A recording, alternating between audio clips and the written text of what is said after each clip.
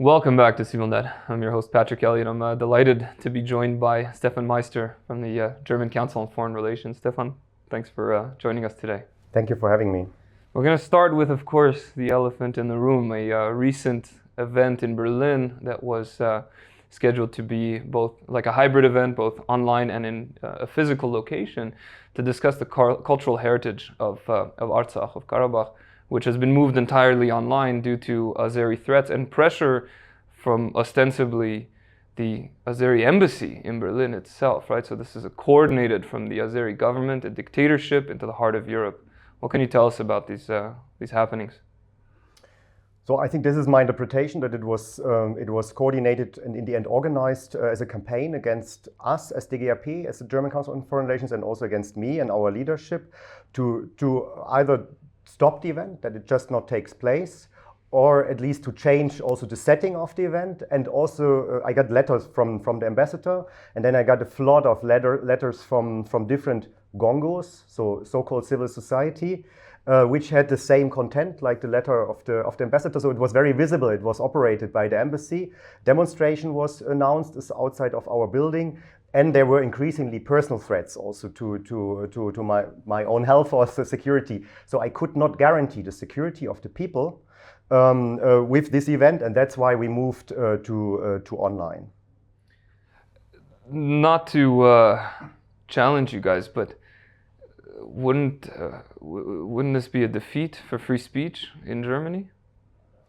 I don't think so. I think I had the responsibility for the people who are participating in this event, and the German police were saying it's your event. We cannot protect you as long as something happens really seriously. So I had to take this responsibility, and for me it was important that I have the event in the same setting. I wanted to organize it. And I'm not agreeing on the demand of the Azerbaijani ambassador who wanted me not to use the words Armenian heritage, not to use the words Nagorno-Karabakh, and not to use the words Artsakh.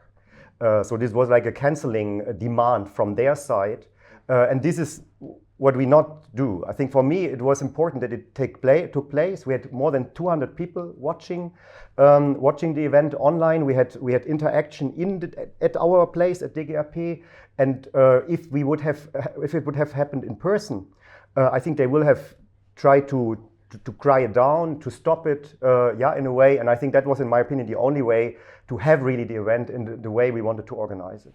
So the fear was more of disruption rather than violence? Both, I think. But I think the main threat was disruption, not letting people in, crying the event down.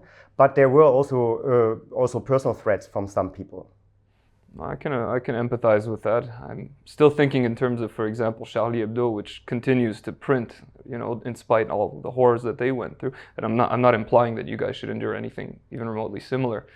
I just am wondering what implication that has for future events. I mean, you have an active ethnic cleansing that just took place. You have historically attested cultural heritage that is being erased, and you have what prides itself as one of the freest capitals in Europe, let alone on the planet, kowtowing to a petrostate dictatorship that has 1 point above Taliban-run Afghanistan on the Freedom Index.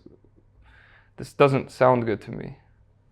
No, and I think Azerbaijan institutions try to operate in Germany in the same way they do it at home, or at least partly the same way. So they really try to push people under pressure, institutions under pressure, not to organize the event, not to use certain kind of words, to invite also their speakers to tell the truth. So I think it's really important to resist. It's really important to have these kind of events.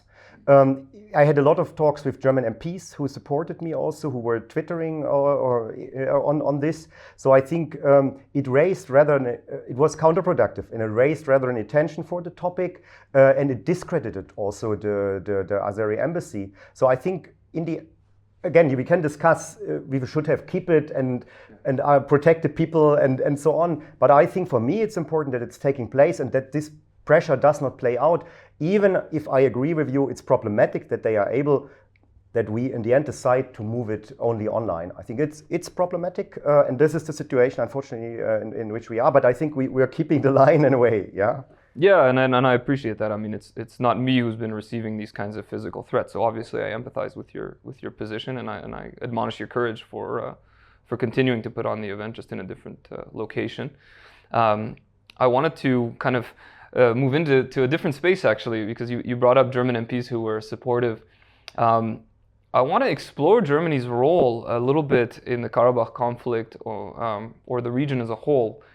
You do have the recent indictment of 2 German MEPs who have been caught taking bribes from Azerbaijan in return for positive votes.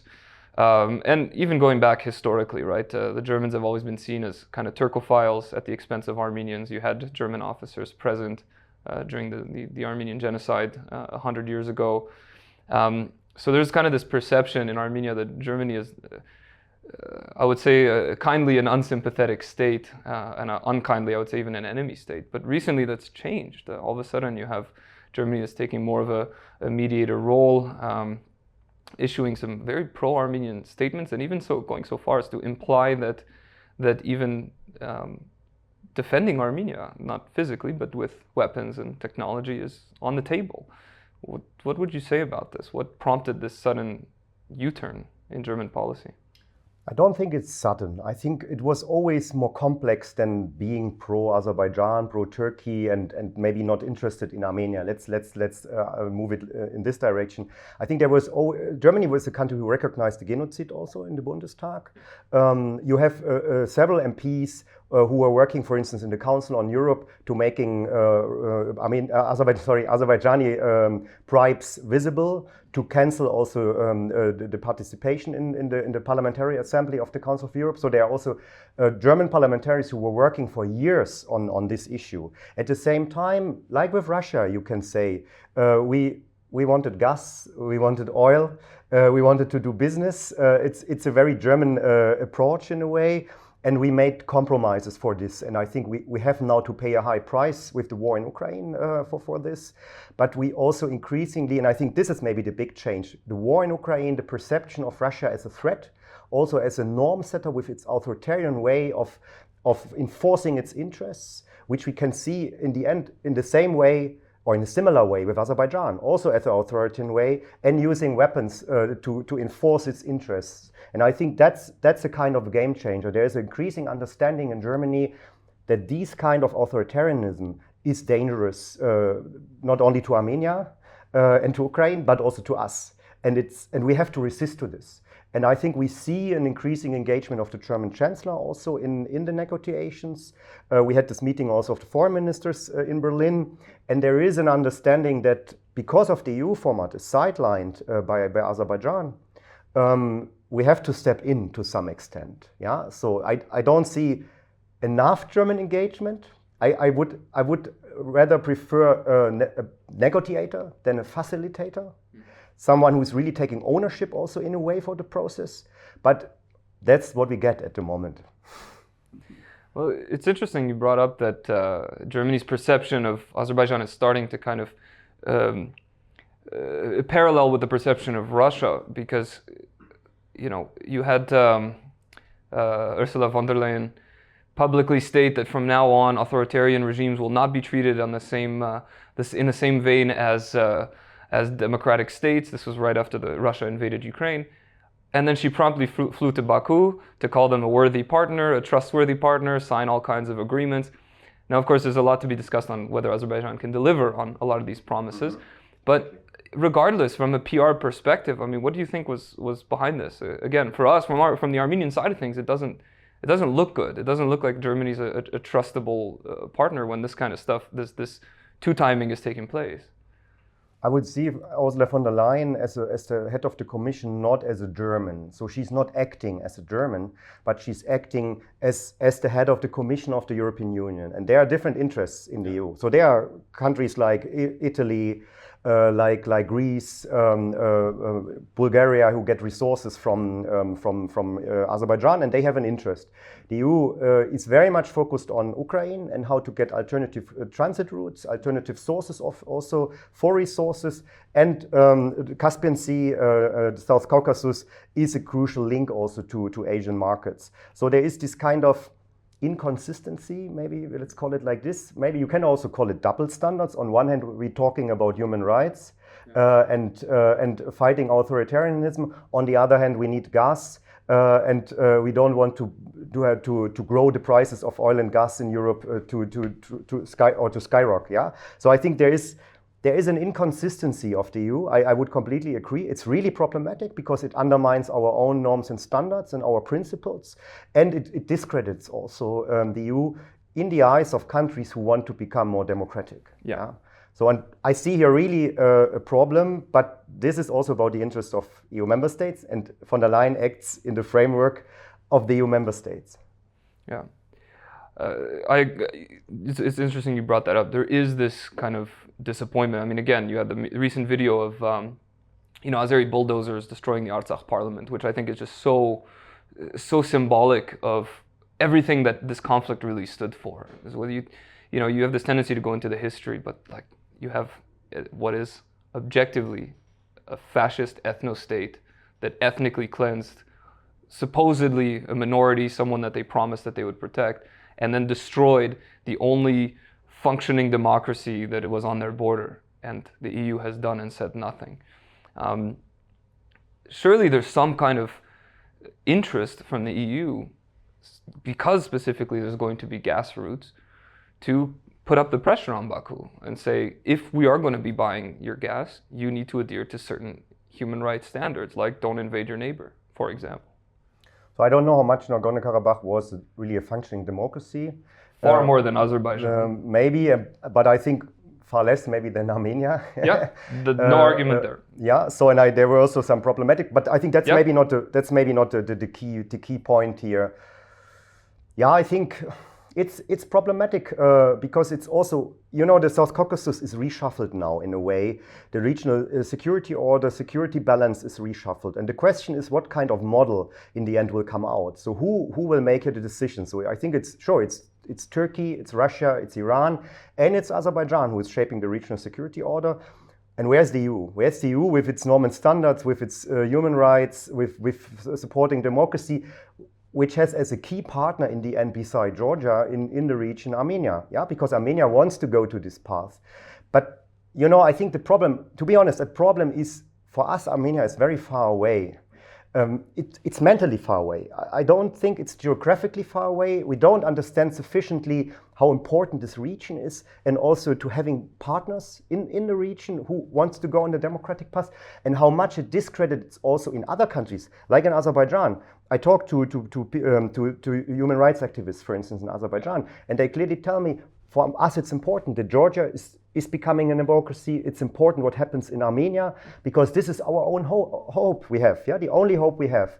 So I think here the EU is, I don't want to be too self-critical in a way, but I think it's not really well thought through, its politics, and I think we need a policy of deterrence for Azerbaijani action from the West, from the US and from the EU, and I don't see this. I think for Azerbaijan it was too cheap to take over Karabakh and to push out the people. So it was too cheap, and they learned, okay, we can go and do more. And I think it's the same, it's the same mechanism like with Russia and Ukraine in 2014, and now in 2022. We, in the end, invited Russia to do this invasion. And this is my main criticism also on Europe. Yeah, it doesn't seem like any lessons are really being learned from history at this point. It's frustrating. There are some lessons learned. I think we're now supplying weapons to Ukraine. We're doing some things. But this is serious, so you need to be more serious. Russia has done its homework in the last 2 years. We haven't done our homework, and this again, I would say Vučić in Serbia is watching very closely what Aliyev is doing here. And I think this will also impact on the other neighborhoods. So, and I think that's the problem. Why we are not connecting the dots and understanding that this is all interaction of authoritarian way of thinking and of authoritarian way to push your interests through. Yeah, and the EU has been a beacon, something to aspire toward. I mean, even if Armenia, we're starting to see stuff I didn't think I would see in my lifetime, by the way, is Armenian government officials openly discussing the potential to someday join the European Union. But regardless, even if Georgia becomes a member of the EU, we would have the European Union as our neighbor, which is a fantastic turn of events. I I want to talk more about Russia because you're also an expert on Russian policy, both foreign and domestic.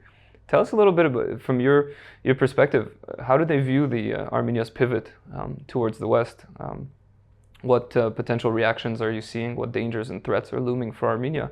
And finally, what can the EU do to protect us and help guide us on this path towards democracy and liberty and responsible governance?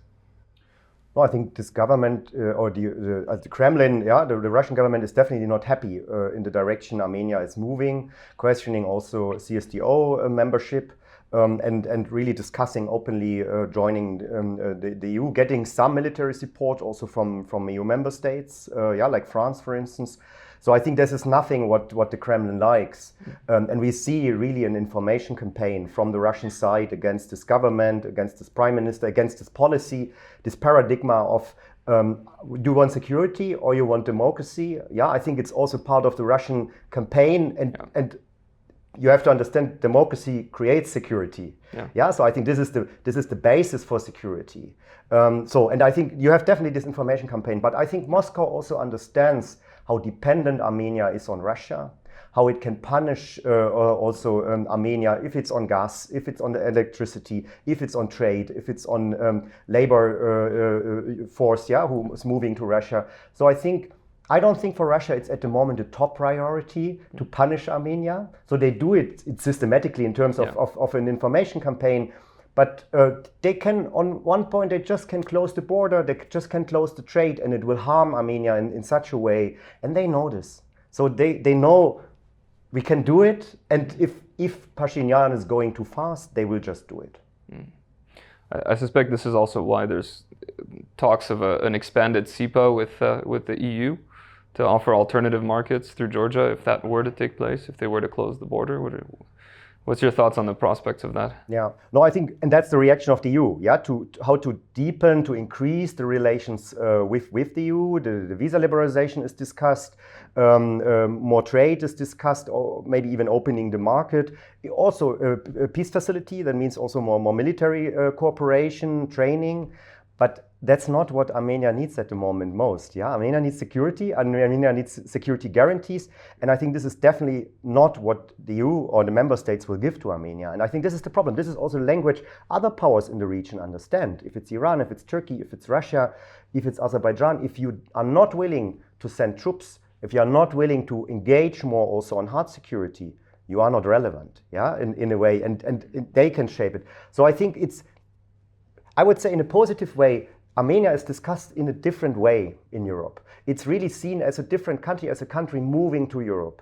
But the consequence is not sufficient for protecting Armenia, helping Armenia really to move in a maybe shorter period of time in this direction. It's just not sufficient in this very difficult geopolitical environment. Well, finally, I'd like to end potentially on a positive note, but that depends on your answer. What do you think of, kind of as you mentioned, right? You're seeing European MEPs all of a sudden saying that Armenia belongs in Europe, and more specifically, you have if I'm not mistaken, the European Parliament or the Council of Europe that was recently discussing a motion to potentially sanction Azerbaijan, intended as a threat that if they were to attack Armenia proper, there will be consequences. Do you think this is just bluster? Is it serious? And do you think it's enough of a deterrent? No, it's not enough. And it's the European Parliament which is not really relevant in terms of agreeing on sanctions. So we are discussing since I don't know, since 2020, how to sanction and how to deter Azerbaijan. I don't see that the member states, the EU member states, will agree.